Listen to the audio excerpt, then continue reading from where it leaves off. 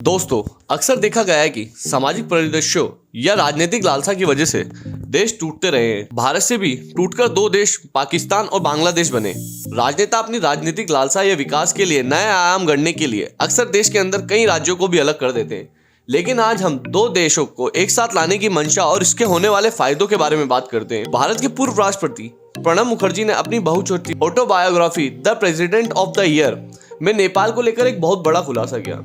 मुखर्जी के अनुसार पड़ोसी देश नेपाल भारत का हिस्सा हो सकता था, लेकिन उस समय भारत के प्रधानमंत्री रहे पंडित जवाहरलाल नेहरू ने इस प्रस्ताव को खारिज कर दिया था। नेपाल के भारत में विलय होने को लेकर नेपाल के राजा त्रिभुवनवीर विक्रम शाह ने नेहरू के सामने प्रस्ताव भी रखा था, पर उनके इस प्रस्ताव को खारिज कर दिया गया। ऑटोबायोग्राफी द प्रेसिडेंशियल ईयर में इस बात का उन्होंने जिक्र किया। उन्होंने अपनी किताब में लिखा कि नेहरू ने बहुत कूटनीतिक तरीके से नेपाल से निपटा। नेपाल में राणा शासन की जगह राजशाही शासन के बाद नेहरू ने लोकतंत्र को मजबूत करने अहम भूमिका निभाई। दिलचस्प बात यह है कि नेपाल के राजा त्रिभुवनवीर विक्रम शाह ने नेहरू को सुझाव दिया था कि नेपाल को भारत का एक प्रांत बनाया जाए, लेकिन नेहरू ने इस प्रस्ताव को अस्वीकार कर दिया। उनका कहना था कि नेपाल एक स्वतंत्र राष्ट्र है और उन्हें ऐसा नहीं करना चाहिए। आइए जानते हैं, अगर पंडित जवाहरलाल नेहरू ने राजा त्रिभुवनवीर और विक्रम शाह का प्रस्ताव मान लिया होता तो भारत आज कैसा होता। भारत और नेपाल की संस्कृति और सभ्यता में समानता।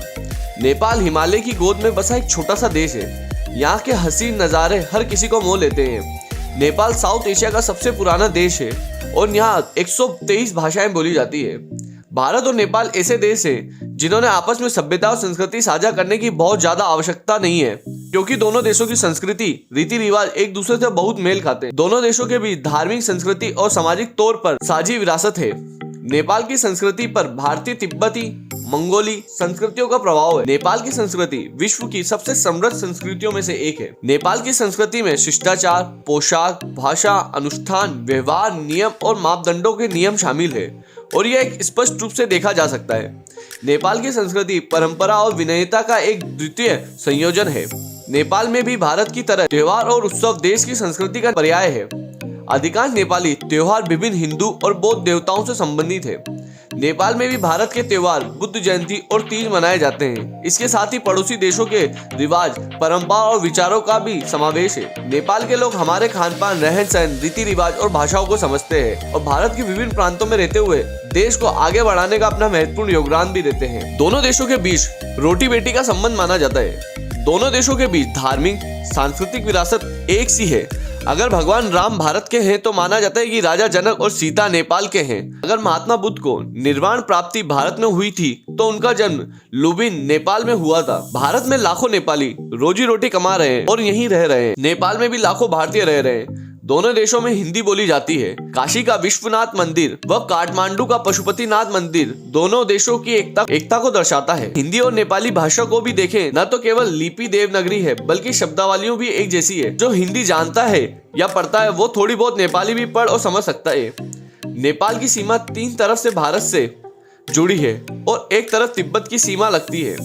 जनकपुर और मुक्तिनाथ में ये दोनों हिंदू देश धर्मावलंबियों के लिए अहम है। दोनों देश एक गौरवशाली सभ्यता का प्रतिनिधित्व करते हैं और इसमें समृद्ध ज्ञान परंपरा रही है। आयुर्वेद, योग, ज्योतिष भारत और नेपाल दोनों देशों के लिए समान है। दोनों देशों की साझी संस्कृति लोगों के बीच में आपसी संबंधों को मजबूत बनाती है। एवरेस्ट, पशुपतिनाथ मंदिर, जानकी मंदिर सब भारत में ही होते हैं। अगर पंडित जवाहरलाल नेहरू ने राजा त्रिभुवन और वीर विक्रम शाह का प्रस्ताव मान लिया होता तो माउंट एवरेस्ट, पशुपतिनाथ मंदिर और जानकी मंदिर सब भारत में पर्यटक स्थल होते।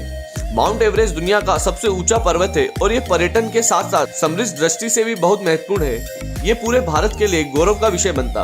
वहीं पशुपतिनाथ मंदिर में अष्टमुखी पशुपतिनाथ की प्रतिभा का सौंदर्य अपने आप में अनूठा होता है। नेपाल के पशुपतिनाथ में 4 मुख की प्रतिभा है, जबकि मध्य प्रदेश के मंदसौर में प्रतिमा अष्टमुखी है। 75 साल पहले शिवना की कोठी से निकली यह प्रतिभा विश्व प्रसिद्ध है। 23 दिसंबर 1961 को इस प्रतिमा की प्राण प्रतिष्ठा हुई और 27 नवंबर को मूर्ति का नामकरण पशुपतिनाथ कर दिया गया। इसके बाद मंदिर निर्माण हुआ। सावन के महीने में यहाँ पर लाखों श्रद्धालु आते हैं। मुख्य आकर्षण पूरे माह होने वाला मनोकामना अभिषेक है। 101 फीट ऊंचे मंदिर के शिखर पर 100 किलो वजनी कलश स्थापित है। नेपाल और भारत के लिए समृद्ध दृष्टि से बहुत महत्वपूर्ण है। इसलिए चीन अक्सर भारत को दबाने के लिए नेपाल पर अपनी पकड़ मजबूत करता रहता है। अगर नेपाल भारत का ही हिस्सा होता तो ऐसी नौबत आती ही नहीं। चीन के खिलाफ हमें एक सामरिक स्थान भी मिल जाता। इन दिनों चीन नेपाल पर अपनी पकड़ बनाने में जुटा हुआ है और काफी हद तक उसमें कामयाबी भी पा ली है। नेपाल की अंदरूनी राजनीति को भी चीन प्रभावित कर रहा है। जाहिर है चीन भारत के खिलाफ नेपाल को इस्तेमाल करना चाहता है। नेपाल की आंतरिक राजनीति की बात करें तो वो पिछले वर्षों में काफी स्थिर रही है। जाहिर है नेपाल की राजनीतिक अस्थिरता उसकी विदेशी नीति को संभालने नहीं दे रही है। वहाँ एक सख्त और मजबूत नेता की सख्त जरूरत है जो पड़ोसी देशों के साथ रिश्तों को बेहतर कर सके। जिस तरह से नेपाल में चीन का प्रभाव बढ़ रहा है उससे भारत को नेपाल के संदर्भ में अपनी विदेश नीति की समीक्षा करने की जरूरत है। कुछ दिनों पहले नेपाल की सरकार ने भारत के नक्शे पर एतराज जताया था। लिपुलेख में भारत ने चीन तक जाने वाली सड़क पर निर्माण किया तो नेपाल ने भी कुछ दिनों बाद नया नक्शा जारी कर दिया और जिन क्षेत्रों का दावा करता उन सबको अपने मानचित्र में शामिल कर लिया। भारत ने इस पर आपत्ति जताई और दोनों देशों के बीच विवाद अब जारी है। भारत का मानना है कि ये भूलोक उत्तराखंड राज्य के तहत आते हैं। दूसरी ओर नेपाल कहता है कि ये उनके सुदूर पश्चिम प्रांत का हिस्सा है। आई होप आपको हमारी वीडियो अच्छी लगी होगी तो प्लीज अपनी राय कमेंट बॉक्स में देना ना भूलें। क्या आपको क्या लगता है अगर आज भारत का हिस्सा होता तो कैसा होता? प्लीज अपनी राय कमेंट बॉक्स में जरूर दें। हम आपके लिए ऐसी वीडियोस लेकर आते रहेंगे तो प्लीज हमारे चैनल को सब्सक्राइब और वीडियो को लाइक जरूर करें।